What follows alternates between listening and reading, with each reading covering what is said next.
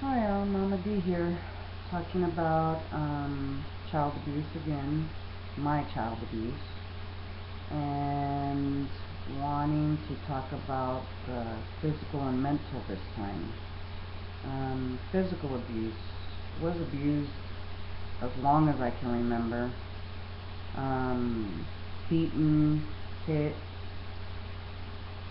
hair pulled throughout the house, called every single name in the book. All through family members of my mom that my mom thought she could count on and couldn't, but we never told her. So, yeah, I was beaten for as long as I can remember. Used to have to go camping with these people that was our abusers, and that was torture on me. My stomach was upset the whole time I was on supposed vacation with them.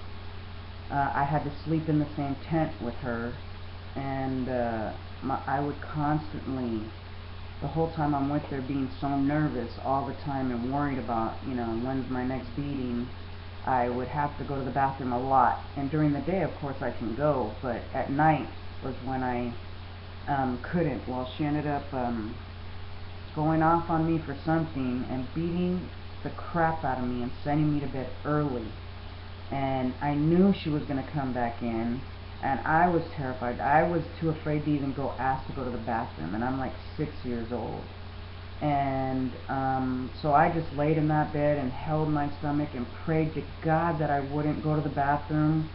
And my cousin ended up sleeping with me too, and we were on a cot in a sleeping bag, and I ended up going to the bathroom all over myself, all over the bed, all over her, and my cousin ended up being one of her favorites.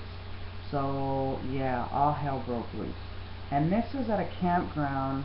When you go camping, and you go camping ghetto style like we do, we don't get a log cabin and have privacy. No, you're camping with tents out with strangers that are right next to you. No one ever came to help us. No one ever came to help and stop the abuse that was going on right in front of you.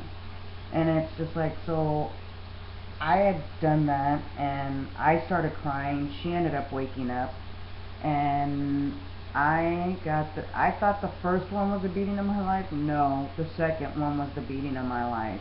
I mean, it was bad. It was super bad. And I had went to the bathroom on her favorite granddaughter, and it was just like, that was like committing murder. So she beat the crap out of me so bad and dragged me by my hair with the sleeping bag to the public showers. Public showers, and this is like 12 o'clock, midnight, maybe, probably even later than that, to where the whole campground is quiet because most people are sleeping.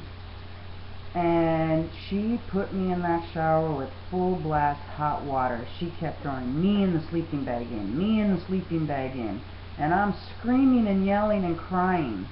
And it's just like, those were the things that we had to put up with. I was 6. I knew to keep my mouth shut. You keep your mouth shut so things don't happen more. You try to become invisible so that way these people don't attack you, because you never know what it is that sets them off. You could just look at them and it's like, what are you looking at?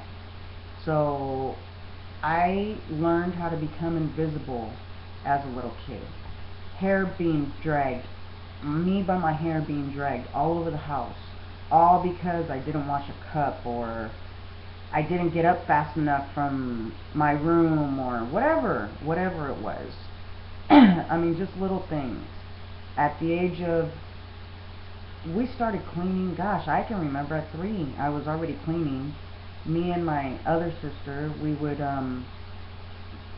we would have to sit in the sink on each side of the sink and wash dishes and clean the house, and then go back to our rooms and get locked up, and then hopefully get dinner. If not, then we didn't eat dinner that night, but otherwise we basically knew how to make hamburger helper.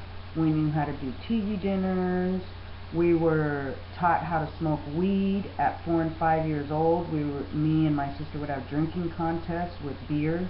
who could guzzle it the fastest and run down a long hallway, which was amusing to the people that were watching us, and getting us high, and then locking us back up in the room. And it was just like, we were more for amusement than anything else, because when it came time to spending time with us or taking care of us or doing things like that, no, we were locked up in a room. It was just easier.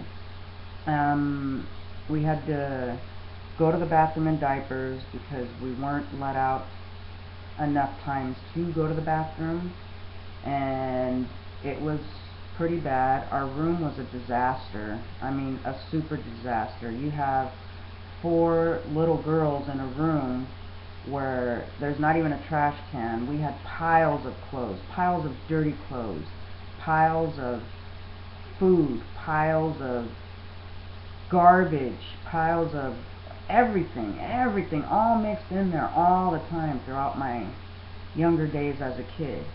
And so it was hard. It was super hard. I have a problem with locked doors now. Well, I've always had the problem. Once I got old enough, I mean, the doors weren't even allowed to be shut, let alone locked. And it's a trigger for me. It's a trigger that brings me back to that time, and I don't want to think about it. So it's just, as you can see behind me, I leave all my doors open. Every door is open. And I even go to the bathroom with the door open. There's a problem. Can't fix it. Don't know how to, but I don't think it's that bad of a problem considering what I've been through. So it's just like, life was hard being young and having to deal with that. So I was a good girl. I shut my mouth. I listened to whatever they told me to do. I did whatever they told me to do. The only times that I ever grew balls and stuck up, not for myself, for my younger sisters, because I'm a middle sister. There's 2 older and 2 younger. And when they started picking on my younger ones, that's when I had to step in. I had to step in to protect my little ones. So that would mean bringing the focus on me instead of them, which means in turn I would get beat. I'm not saying I'm no hero or nothing, because I didn't even know what hero meant at that age. I was just doing what I felt was right because I couldn't handle seeing my little sisters get beat. It was just too much. So I would step in. For instance, my little sister underneath me was hyperactive, and so they would tie her up in a chair and with rope in a reclining chair, and she's like 3 years old at the time, and they would pour hot sauce down her mouth.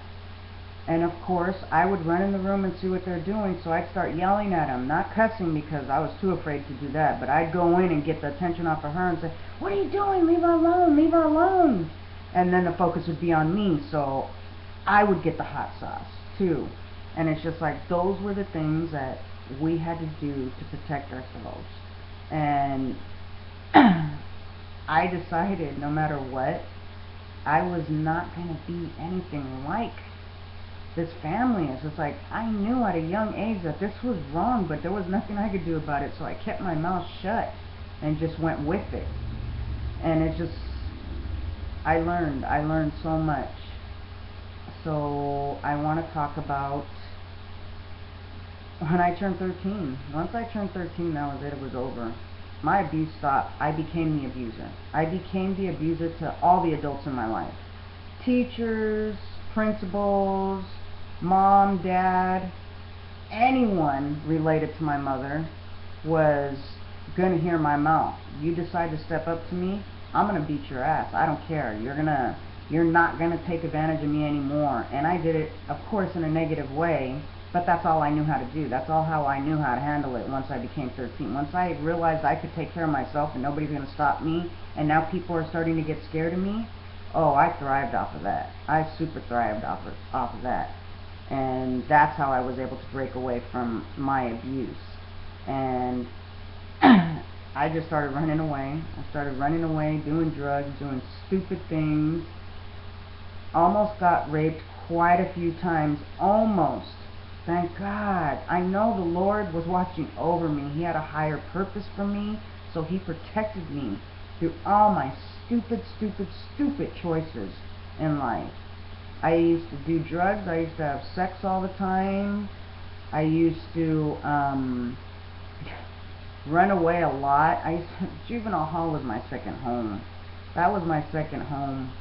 And I think it was juvenile hall that made me turn around. I'm going to go ahead and stop this video because it's 10 minutes in, and start a new video talking about the same, picking up where I left off from here. Okay, see you guys in a minute.